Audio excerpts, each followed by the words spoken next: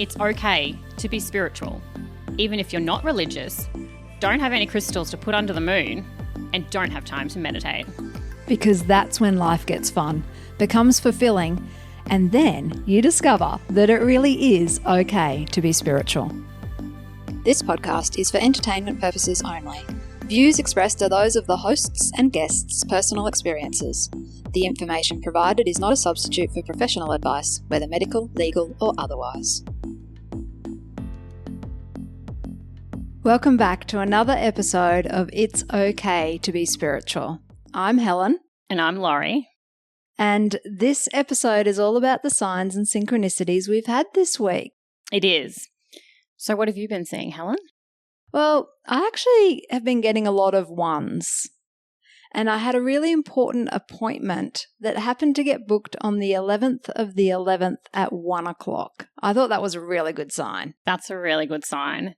It's either going to resolve really quickly or like there's going to be a lot of energy behind it, or, you know, when we get the signs, we don't always know how it's going to unfold, but it felt like a really good, positive sign. Yeah. And so you've been getting ones, I've been getting sevens, and we get a lot of sevens when we're together, which we are starting to notice, 7s and 8s. Yeah, we're going to tell you about a road trip in a minute. Yeah. But my 7s started when I made a purchase at Officeworks this week, and I had $71.77, and the song High Love, the Whitney Houston remix, was playing. And so when you get numbers and you get a song that you've coded or that means something to you, I feel like there's just a little bit more oomph behind it, you know? So that 7 is lucky, and, you know, like the work's, you know, you're doing the work, it's going to land, like keep the faith, keep your connection, we're here, we're guiding you, you know, like it's very, very lucky. Like I feel blessed to get 7s, really. I like that story. Can I add in the bit that you didn't? Sure. That the guy at the checkout went, oh, look at your amount. It's got a lot of 7s in it. Yeah, so that's the thing too. When you're receiving and you're open to receiving and you've asked to receive, the numbers are there. But if you keep missing them, they will send a messenger to help you see them. So children are generally always really good messengers for me, but I missed it because it was a work purchase, so I wasn't too focused on the amount. And yeah, he had to make a comment about how many 7s were in my receipt. And then I just listened to the song, heard what he said, and went, oh, thank you, Spirit. Yeah, yep. And saying thank you is such an important part. Mm-hmm. Can't stress that enough. And not needing to know what it was for or where it's going either, just the gratitude without needing to know. You know, it's about surrendering and just accepting the moment and feeling it and just riding on that high, really. Yeah. When you think about it, you don't always have a purpose for talking with your friends, do you? You know, like we hang out with our friends and we just chat and we have a great time, but there's not always like a clear meaning for every conversation we have. And we've got to remember we're in conversation with Spirit. There's not always going to be a, like, oh, this means you know, I don't know, I can't think of something. The rock's going to fall on my head. Yeah, or you might not know it at the time. I will say a lot of things and not remember that I've said them, and someone will come back and say to me, oh, remember when you told me this was going to happen and it was this day? And I'd be, nope, I don't remember that conversation. Oh, we had one of those. So another girlfriend and I, Jane House from Jane House Wellness Studio, we ran our intuition workshop, and Laurie had said to us, you a while back too, before we set the date for the workshop, you had said to us, I don't know what it is, but something's going to happen for you too on the 16th. And then we set the date, and then like it was an amazing workshop. It went really well. And at the end of it, Janie and I looked at each other and went, oh, that's right. Laurie told us. Laurie told us. But I didn't remember when you reminded me. So you will have conversations and not know what they're for, but the person that it's for will remember, you know, and it's just that reassurance and knowing that conversations you're having and what you're seeing, it's all part of the bigger picture and the support that you're receiving. There's a, what are they called? A jacaranda tree on the corner of our street. And as I turned the street, a jacaranda flower fell on my windscreen. And I always just think that that's just like a little A little like, oh, we're here with you. Yeah, that's pretty. It doesn't have a specific meaning as such, but do you remember all those times when we were at uni in Brisbane and like there was that whole thing about if a jacaranda flower falls on your head, you're going to fail your exam or you're going to go really well in your exam? Do you remember that? That didn't happen at my uni. Maybe I Didn't you have jacaranda trees at your uni? No, I was in the bush at Nathan. Oh, well, there's so many jacaranda trees at UQ. Yeah, okay. Yeah, I was at Griffith.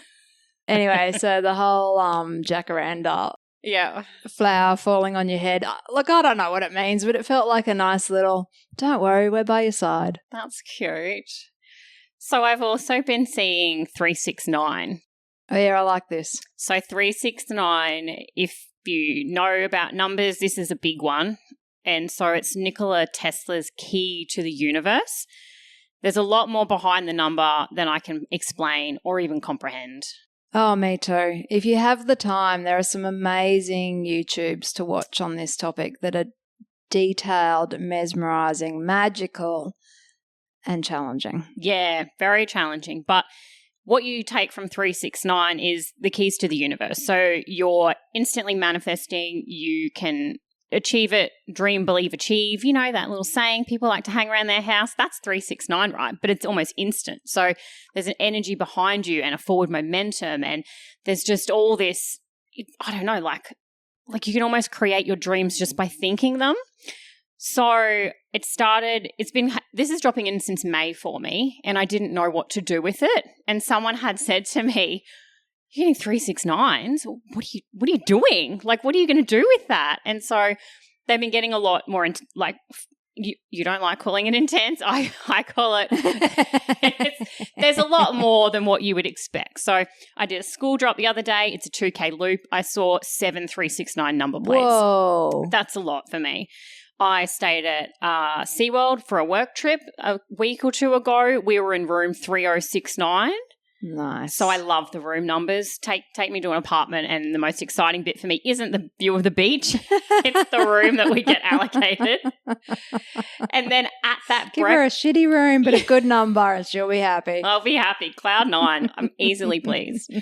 And at breakfast that morning, a guy walked past with a Lakers shirt, and there was a player called Days. I'm not sure who he is. Oh, that reminds me to tell the shirt story. Sorry. Yeah. Anyway, so this shirt, my shirt was 3 days, and 3 days from that was podcast release. Yes, that was pretty amazing. That was amazing. And then I spent $63.96 at Woolies on the day the podcast was released. We then had a catch up the night of the 11th of the 11th, so our podcast release day, and a Christmas beetle landed on my head in your office.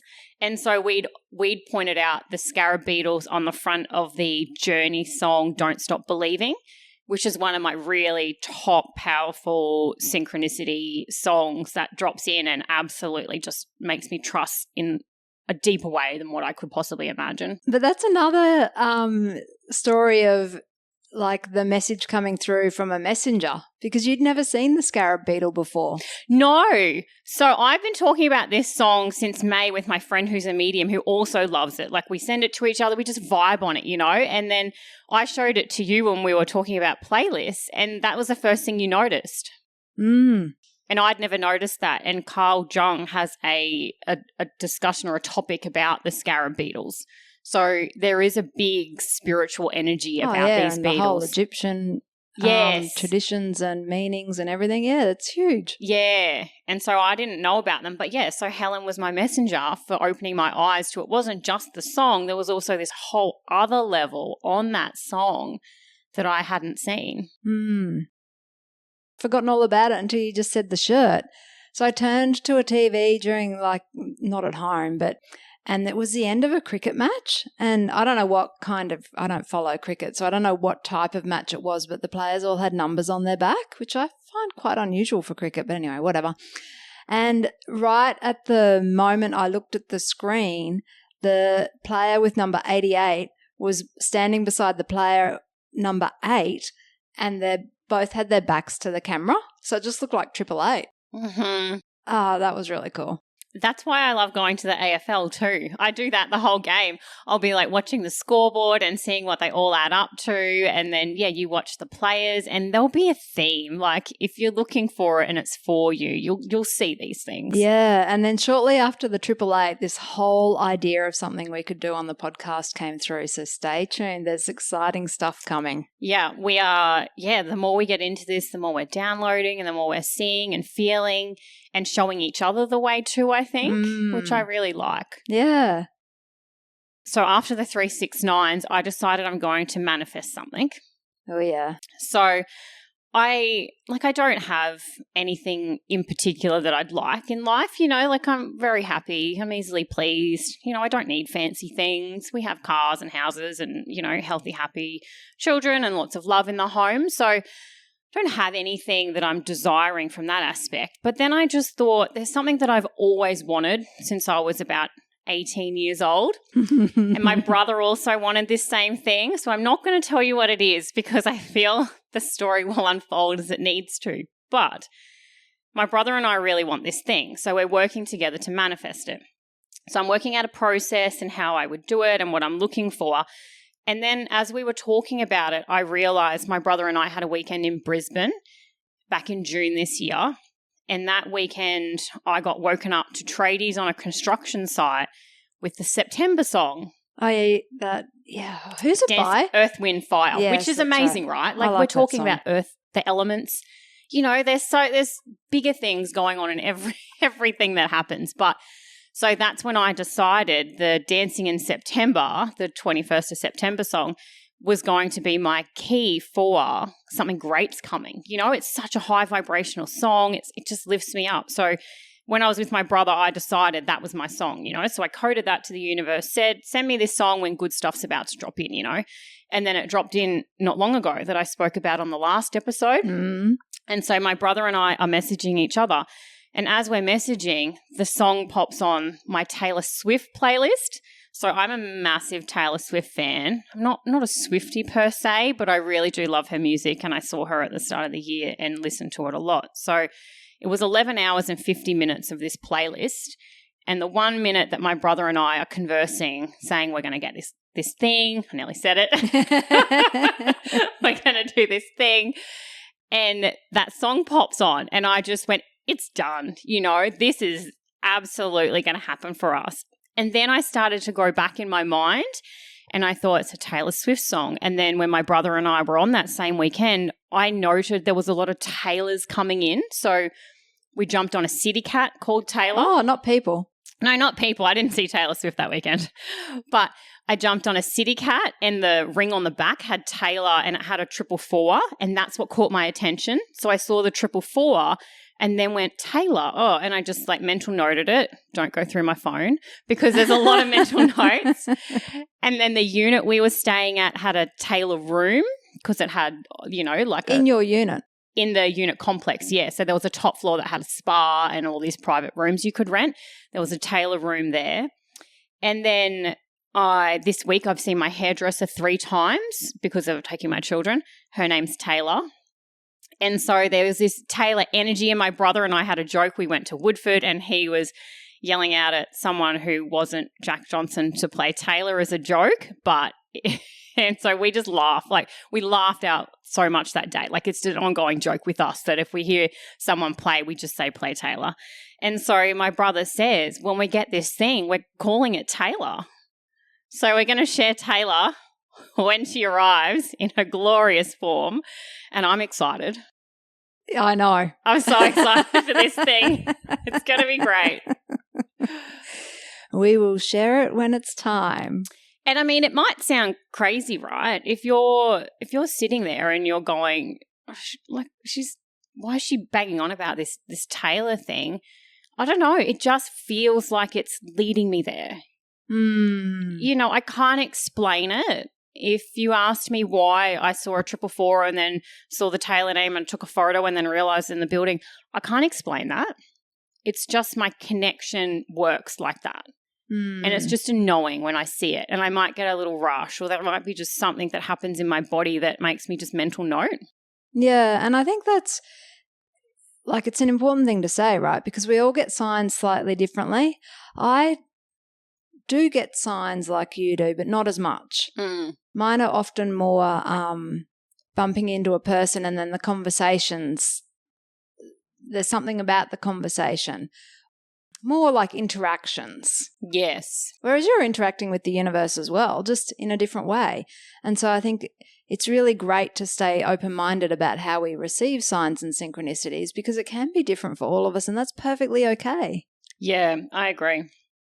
Should we talk about John Edwards? Yeah, let's talk about our road trip and John Edwards. So let's go back to May when I purchased the tickets. So a friend of mine is a massive John Edwards fan and he bought tickets to the Melbourne show and said to me, you should go see him. He's amazing. You know, you'd love it. It's right up your alley. And I said to him, I don't have anyone to take. You know, I don't have a like-minded spiritual friend. And we've spoken about how hard it was for me at the start and I just didn't have people around me and my husband wouldn't really be into it and we've got kids and logistics are difficult. But I just bought 2 tickets. And I didn't know why I did that. That's not something I would normally do. I would never just buy tickets to something without someone to go with.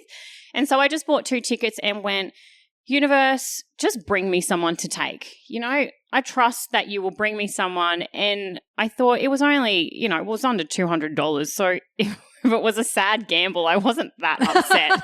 If I sat at home and cried that night and didn't have anyone to take, I was okay with that. You know, financially it wasn't a massive investment. So I did it and I almost sold the tickets on Ticket Reuse, whatever the resale thing is.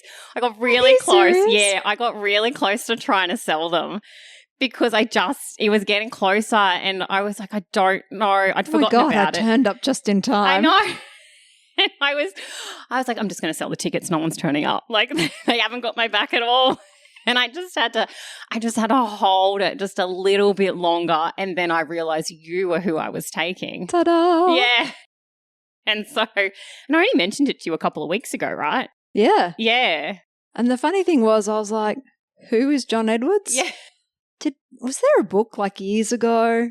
Yeah. And so he's the crossing over guy in America. He had a TV show. Was it 20 years ago, he said? I think so. Yeah. Not a John Edwards junkie. And neither was I really, but I really wanted to go just to see. So that's a medium working in a platform. So a platform is where a medium will stand in front of a big crowd and just receive and then work out who it's for. Very challenging as a medium to step into that space. But he had mentioned it. He'd been doing it for 40 years, which didn't add up because he doesn't look that old. No, that's right. He looks great for his age. And so maybe we've got the number wrong. He's definitely said 40. I heard 40. I heard a lot of numbers that night. And so that's the other thing. He mentioned at his performance that just because he's not reading for you directly or the message is for you, sometimes the message can be for you coming through someone else. You know, so he mentioned a few timelines that resonated with me. There was a Helen situation and then a number 11, which is what you were resonating with that day. Like the 11s were quite strong for you there. And then he mentioned an 11. Yep. And then there was that, the Helen with the brother with the right name and the loss in the family in the right spot. That was uncanny. Yeah.